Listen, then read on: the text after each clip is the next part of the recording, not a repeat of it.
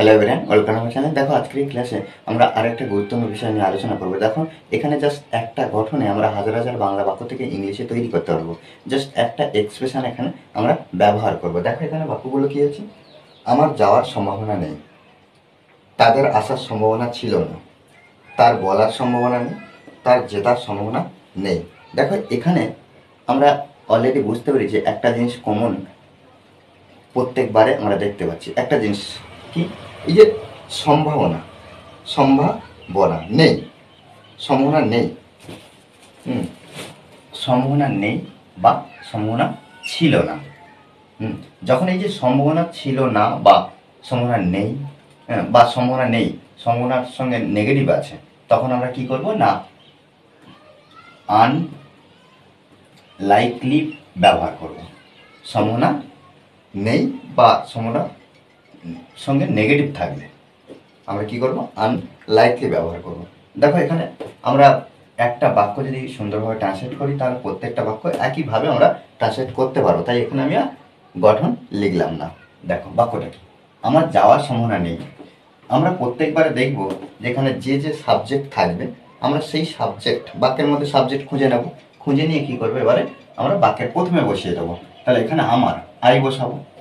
এবারে আমরা বাক্যটাকে দেখে নেব সেটা প্রেজেন্ট ফর্মে আছে না পাস্ট ফর্মে আছে না ফিউচার ফর্মে আছে।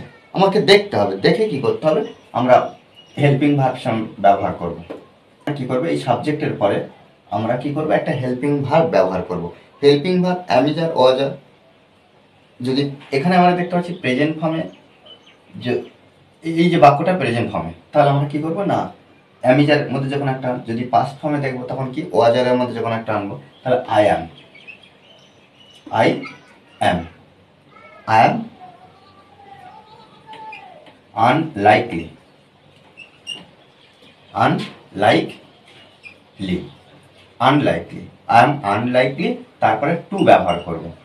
এবারে যে ভার্বটা আছে সেই ভার্বটা লিখবো। এখানে আমার আমার এই যে সম্ভাবনা নেই, কিসের সম্ভাবনা নেই, কিসের না যাওয়ার, টু লেখা হয়ে গেছে, তারপরে গো।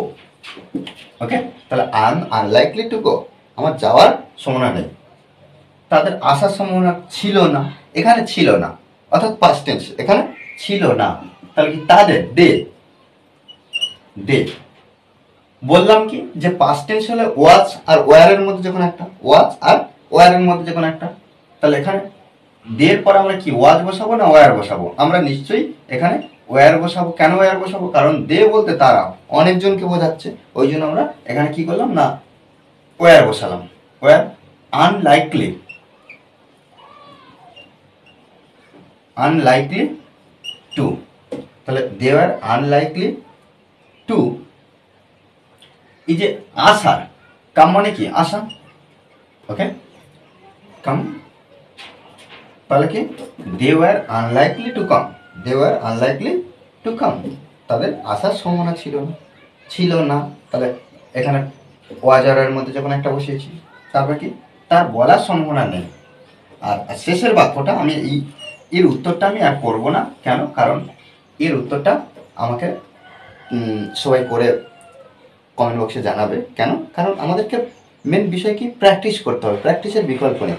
আমরা মুখস্থ করে কোনো দিন ইংলিশে ইমপ্রুভ করতে পারবো না, ওই জন্য আমাদের কী করতে হবে না প্র্যাকটিস করতে হবে। তাই এই বাক্যটা হোমওয়ার্ক হিসেবে দেব। আচ্ছা, তার বলার সম্ভাবনা নেই, তার বলার সম্ভাবনা নেই, তার আমরা এখানে সি ব্যবহার করতে পারি অথবা হি ব্যবহার করতে পারি, বা যে কোনো সাবজেক্ট আমরা ব্যবহার করতে পারি। আচ্ছা, সির পরে আমরা নেই এখানে প্রেজেন্ট টেন্সে দেখতে পাচ্ছি, তাহলে she is unlikely, unlikely, she is unlikely, তার সম্ভাবনা নেই। কি, তারপর টু ব্যবহার করছি, টু এই যে বলার, স্পিক, স্পিক, তাহলে she is unlikely to speak, তার বলার সম্ভাবনা নেই। ওকে, দেখো এইভাবে কিন্তু আমাদেরকে সুন্দরভাবে প্র্যাকটিস করতে হবে। প্র্যাকটিসের কিন্তু বিকল্প নেই।